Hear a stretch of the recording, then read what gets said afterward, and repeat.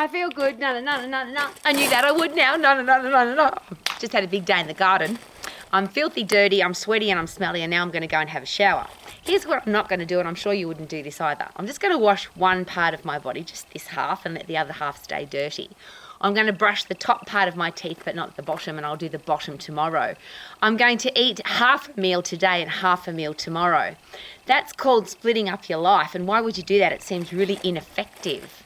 One of the things that I deal with on a really regular basis, people ask me about split programs for exercise. So the body's made up of lots of different muscles and different joints. Should I exercise them on different days, and should I break them up into little pieces?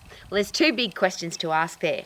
If you do a little exercise, so if you just use one muscle group at a time, using one joint at a time, that's what we call an isolation exercise. When do you ever do that in real life? And that is a little exercise. So this the two questions to ask there. It's a little exercise, so I'm only going to get a little result. A little hormonal response, a little central nervous system response. It's going to be little. And I never use my body one muscle group at a time. So because I've been out in the garden today and it's been in my headspace, everything I do, and the fun thing today, I had to wrestle a big commercial rubbish bin today. We live on a big rural property, we've got a big bin and it's full, and I had to move it, and it required a lot of energy and a lot of effort to move this big full bin of rubbish.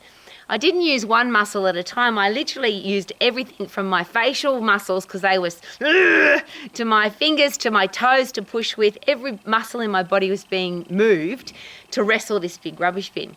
Everything you can see on my property, whether it's move rocks, logs, soil, gardening equipment, doesn't matter what I do here. Everything I do, I'm using every single muscle in my body, and so are you. Doesn't matter what sport you pick, every sport that you play, you don't just use one muscle group at a time, you use them all together in a functional way. And I really hate that word because it's become very trendy. Functional for what? And you can say, well, functional for my sport. Well, today my sport was wrestling a rubbish bin. I don't need to be fit and strong to wrestle a rubbish bin. I need to be fit and strong so that whatever I do in my life, I can go and do it safely and effectively. So there are lots of sports, for example, that use very dysfunctional movements.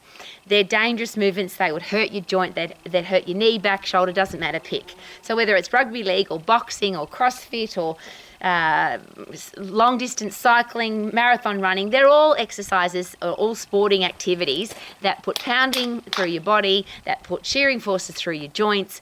There are a lot of things that we do in life that will hurt us. But why would we train our body in a way that's going to hurt us? Why would we put shearing forces through our joints? Why would we put pounding through our body to get fit and strong? Why not get really fit and strong? Every single muscle, bone, ligament, tendon, joint in your body, endocrine system, central nervous system, immune system, digestive system, everything works together to get really fit and really strong, so then we can go and do all the things that we want to do. Now, there's a big argument for breaking up your body into little pieces because I want to have low body fat or striated muscles, or I'm sculpting my body. Well, the interesting thing is, both you and I, if we were standing together and somebody vacuumed all the fat off our body, so we had 0 body fat percentage, there was just skin and muscle, you would be able to see every single one of our muscles. Now, some people have bigger muscles and some people have smaller muscles, but the reason we can see them is because they have fat over the top or don't have fat over the top. So the more fat you have, the less you can see of the muscle. So if you were exercising an individual muscle to try and burn fat off it, there's a big misunderstanding of physiology there, which is, I love bees.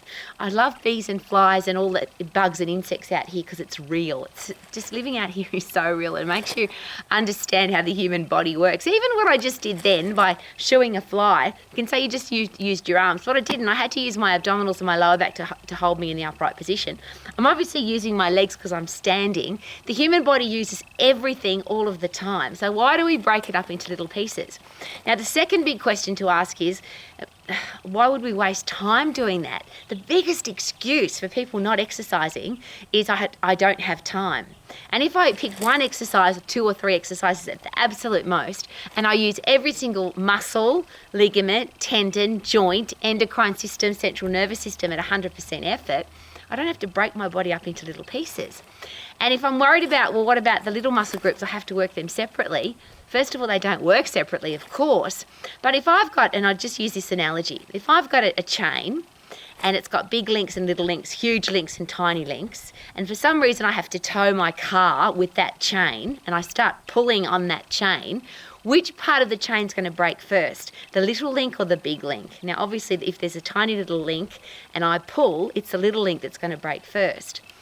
It's also the one that has to work the hardest because it's got the most strain on it because it's the smallest. This is just common sense, yeah? So if I do a big exercise like a chin-up or a push-up or a squat or a lunge, I like to call them alive lifts, not deadlifts, I have to use every single muscle in my body, and the little muscles have to work harder because they're the small chain in the link. So I get a great workout. I'm working at 100% effort. If I do a little exercise, I get a small hormonal response. I'll get a small central nervous system response. Everything's small, small, small, small. If I want to get big changes in my body, I've got to do big exercises to get big results, to get a big hormonal response. This is just common sense and it's basic physiology, and I know that you know it. But we seem to get caught up in what everybody else is doing, what social media is doing, what the magazines say, what the social media influencers are doing, what the people with ripped abdominals are doing. And I'll just share again, the people with ripped abdominals have low body fat percentage. Now, how do you get low body fat? You've got to burn your fat off. So you need to have really strong muscles, so you've got a fast metabolism.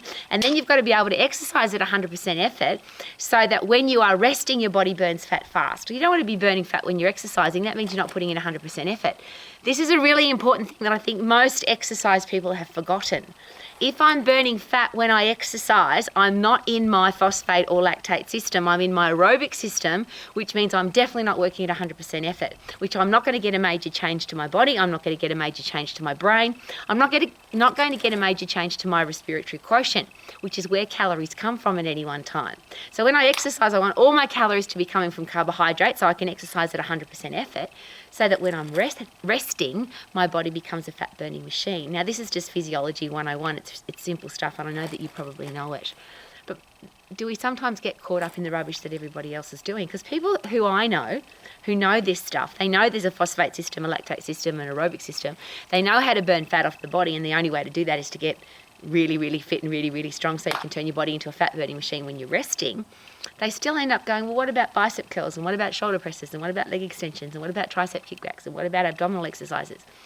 If I do an alive lift, if I pick something really heavy up off the ground and I put it back down again, and I do that as many times as I can in the phosphate system, I use every single muscle in my body at 100% effort. Every muscle, my face, my fingers, my arms, my shoulders, my abdominals, my lower back, my legs, everything gets worked, and in the most functional way possible. And if I get really strong that way, then I can go and do all the other things that I want to do. I can play sport, I can do CrossFit, I can climb mountains, I can go water skiing, I can work in my garden, I can lift heavy rocks, I can do all the things that I need to do, want to do it, am excited about doing, because I've got a body that's fit and strong. 100% fit, 100% strong, and it doesn't take very long. The phosphate system is 10 seconds of intense activity, lifting or puffing or both.